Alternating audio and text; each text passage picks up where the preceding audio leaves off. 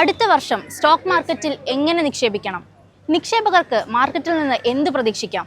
Market feed CEO and founder Shariq Samsudeen പറയുന്നത് ഇങ്ങനെയാണ്. 2026 expectation ചോദിക്കുകയാണെങ്കിൽ എപ്പോഴും ഇക്വിറ്റി ഇൻവെസ്റ്റേഴ്സിനോട്, അതായത് സ്റ്റോക്കിൽ നിക്ഷേപിക്കുന്ന എല്ലാവരോടും പറയാനുള്ള ഒരു സംഭവമേ ഉള്ളൂ, സ്റ്റോക്ക് എന്നൊരു അസറ്റ് ക്ലാസ്സിലേക്ക് ഇൻവെസ്റ്റ് ചെയ്യുന്നത് എപ്പോഴും ലോങ് ടേമിലേക്കായിരിക്കണം. അപ്പോൾ ശരിക്കും അടുത്ത മാസം എന്ത് സംഭവിക്കും, അടുത്ത വർഷം എന്ത് സംഭവിക്കും, അടുത്ത വർഷം വിപണി 10%, 20%, 30% വീഴുമോ അല്ലെങ്കിൽ 30% കയറുമോ എന്നുള്ള ചർച്ചകൾക്ക് യാതൊരുവിധ പ്രസക്തിയുമില്ല എന്നാണ് ഞാൻ വിശ്വസിക്കുന്നത്. അപ്പോൾ അഗെയിൻ സ്റ്റോക്ക് എന്ന അസറ്റ് ക്ലാസ്സിലേക്കുള്ള നിക്ഷേപം തന്നെ ലോങ് ടേമിലേക്കായിരിക്കണം. അതായത് 10 വർഷത്തിലേക്കോ 20 വർഷത്തിലേക്കോ 30 വർഷത്തിലേക്കോ ആയിരിക്കണം. അപ്പോൾ അത്ര വലിയൊരു ഡ്യൂറേഷനിലേക്ക് നമ്മൾ ഇൻവെസ്റ്റ് ചെയ്യാൻ ഉള്ള പ്ലാൻ നമുക്ക് ഉണ്ടാകുമ്പോൾ, കറക്റ്റ് പ്ലാൻ നമുക്ക് ഉണ്ടാകുമ്പോൾ അടുത്ത വർഷം എന്ത് സംഭവിക്കും, അടുത്ത മാസം എന്ത് സംഭവിക്കും എന്നുള്ള വേവലാതികൾ, അങ്ങനെയുള്ള പേടികൾ നമുക്ക് ഉണ്ടാകില്ല. അപ്പോൾ അതാണ് എനിക്ക് ഏറ്റവും ശക്തമായിട്ട് പറയാനുള്ളത്.